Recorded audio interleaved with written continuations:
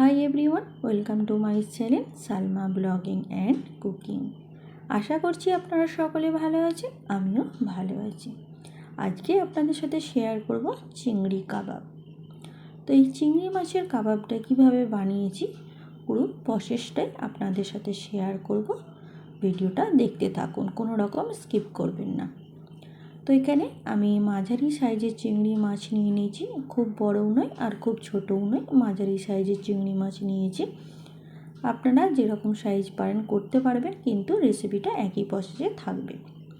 তো এখানে দেখুন চিংড়ি মাছগুলোকে প্রথমে খোসা ছাড়িয়ে ধুয়ে পরিষ্কার করে নিয়েছি, আর লেজের দিকটা খানিকটা করে খোসা রেখে দিয়েছি। লেজের দিকটা দেখুন আমি এইভাবে কেটে নিয়ে রেখে দিয়েছি।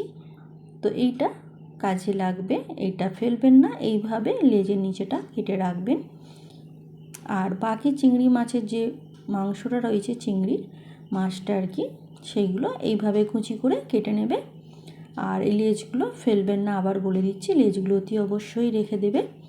তো প্রথমে চিংড়ি মাছের যে পিসগুলো করে রেখেছি সেইগুলো একটা মিক্সি বোলেতে দিয়ে দিচ্ছি।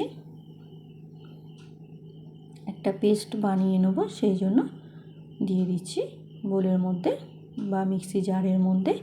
আর লেজগুলোকে রেখে দিলাম। আগে থেকে একটা আলুকে সেদ্ধ করে রেখেছিলাম, করে রাখার পর তাকে পিস করে এর মধ্যে দিয়ে দিচ্ছি। এরপর বেডগ্রাম নিয়েছি, বেডগ্রামটা এখানে 2 চামচের মতন দিয়ে দিচ্ছি। এরপর কিছু ধনেপাতা কুচি দিয়ে দিচ্ছি। এরপর একটা কাঁচা মরিচকে কুচি করে দিচ্ছি। এরপর 4 থেকে 5টা রসুনের কোয়াকে দিচ্ছি। এরপর একটা পেঁয়াজ কুচি দিচ্ছি। এরপর মশলা দেব, প্রথমে গোলমরিচ গুঁড়ো 1/2 চামচ, লবণ স্বাদ অনুযায়ী। এখানে আমি কাবাব মশলা 1 চামচ দিয়ে দিচ্ছি, তবে এই কাবাব মশলাতেই চিংড়ির কাবাবের টেস্ট আরও ভালো হবে। ধনে জিরে গুঁড়ো 1/2 চামচ আর গরম মশলা 1/2 চামচ দিয়ে দিচ্ছি। এরপর একটা লেবুর অর্ধেক নিয়ে নিচড়ে রস বের করে নেব। তো এটা 1 চামচের মতন লেবুর রসটা হবে। লেবুর রস অতি অবশ্যই দেবেন। এরপর এখানে কর্নফ্লাওয়ার দিয়ে দিচ্ছি 1 থেকে 1.5 চামচের মতন। তো কর্নফ্লাওয়ারটা কম বেশি করতেই পারেন। এরপর এটা একটা পেস্ট করে নেব, করে নিয়ে আপনাদের দেখাচ্ছি। তো এখানে আমি একটা পেস্ট করে নিয়েছি। এরপর একটা প্লেটে বের করে নেব পেস্টটা। আজকে আমার চ্যানেলে যারা নতুন এসেছেন, ভিডিও দেখছেন, ভিডিওটি ভালো লেগে থাকলে আমার চ্যানেলটা সাবস্ক্রাইব করবেন আর নোটিফিকেশানটা অন রাখবেন। আমি যখনই কোনো ভিডিও আপলোড করি না কেন আপনাদের কাছে নোটিফিকেশান চলে যাবে। তো এখানে আমি রেডি করে নিয়েছি। এরপর এখানে একটা ডিম নিয়েছি, ডিমটাকে চামচ দিয়ে ভালো করে ফেটে নেব এইভাবে।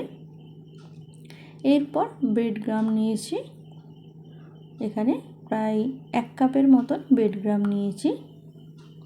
এরপর হাতে একটু সাদা তেল মাখিয়ে নিচ্ছি, একটু তেল না মাখালে হাতে জড়িয়ে যাবে। হাতে তেল মাখিয়ে নিয়ে এইভাবে কাবাবটাকে রেডি করে নিচ্ছি।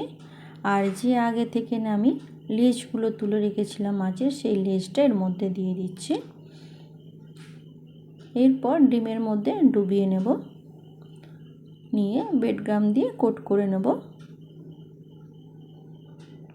ভালো করে ব্রেডগ্রামটা এতে মাখাতে হবে।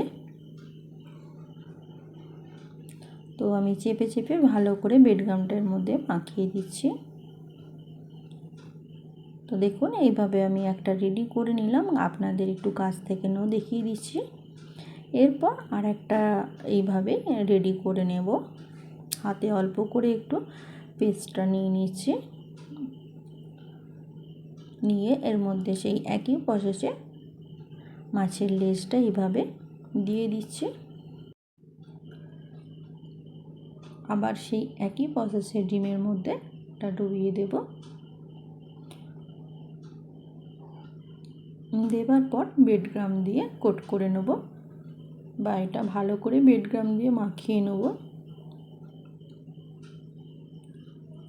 ভিডিওটি ভালো লেগে থাকলে লাইক, কমেন্ট, শেয়ার করতে একদম ভুলবেন না। পারলে ফ্রেন্ড ফ্যামিলির মধ্যে অতি অবশ্যই শেয়ার করবেন। তো এইভাবে আমি সবগুলো করে নিয়ে 1 ঘন্টার মতন ফ্রিজে রেখে দেব। তো এটা অতি অবশ্যই ফ্রিজে রাখবেন। 1 ঘন্টা পর আপনাদের আবার দেখাচ্ছি। তো এখানে দেখুন 1 ঘন্টা পর আমি ফিরে এলাম। এরপর যে বাকি বেডগ্রামগুলো ছিল তার মধ্যে আরেকবার কোট করে নেব। শুধু বেডগ্রাম দিয়েই আমি কোট করে নেব। এইভাবে একটু কাছ থেকে দেখিয়ে দিচ্ছি। তো প্রত্যেকটা এইভাবে আরেকবার বেডগ্রাম দিয়ে কোট করে নেব। তো এখানে বেডগ্রাম দিয়ে সবগুলোই কোট করে নিয়েছি।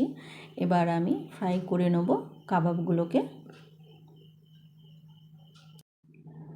এরপর ওভেনে একটা প্যান বসিয়ে দিয়েছি, তার মধ্যে রিফাইন অয়েল দিয়ে দিচ্ছি। রিফাইন অয়েলটাকে ভালো করে গরম করে নেব।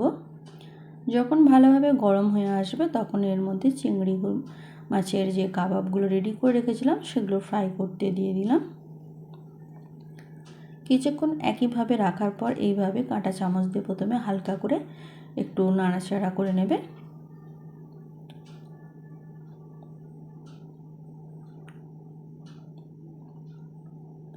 এইভাবে নাড়াচাড়া করে নিয়ে চিংড়ি কাবাবগুলো ফ্রাই করে নিতে হবে।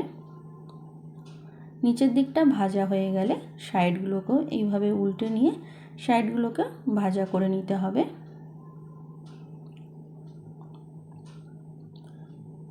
প্রত্যেকটা চিংড়ি মাছের কাবাবগুলোকে আমি এইভাবে উল্টে নিলাম। তো দেখতেই পাচ্ছেন এখানে কাবাবগুলো কত সুন্দর হয়েছে আর একদম বেশ ভালোই দেখতেও লাগছে। আপনারাও একবার এইভাবে অতি অবশ্যই বাড়িতে চিংড়ি কাবাব বানাতে পারেন। তো এইভাবে ভেজে নেবার পর একটা আপনাদের কাছ থেকে দেখিয়ে দিচ্ছি কত সুন্দর হয়েছে, আর একটাও দেখিয়ে দিলাম। তো এরপর একটা প্লেটে সার্ভ করে নিয়েছি চিংড়ি কাবাবগুলো, এবং একটু কাছ থেকে দেখিয়ে দেবো আপনাদের। সাথে একটু টমেটো সস নিয়েছি। তো দেখুন চিংড়ি কাবাবগুলো কত সুন্দর লাগছে। তাহলে আপনারাও একবার এইভাবে চিংড়ি কাবাব বাড়িতে বানাতে পারেন।